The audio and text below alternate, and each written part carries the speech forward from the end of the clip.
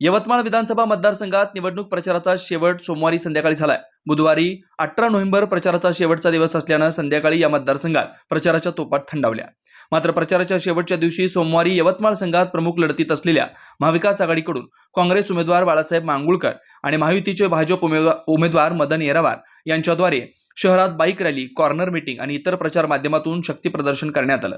दुसरीकडे आज प्रचाराचा शेवट दिवस असल्यानं वंचित बहुजन आघाडी, बसपा आणि इतर अपक्ष उमेदवारांकडून शेवटच्या दिवशी मतदार आपल्याकडे कसे आकर्षित होतील या दृष्टीनं या उमेदवारांचा प्रचारात शेवटच्या दिवशी वेग देण्याचा प्रयत्न करण्यात आलाय। एकूणच यवतमाळ विधानसभा मतदारसंघात प्रचाराच्या रणधुमाळीत प्रमुख टक्कर ही महायुती विरुद्ध महाविकास आघाडीमध्ये होणार असल्याचं चित्र दिसून आलंय।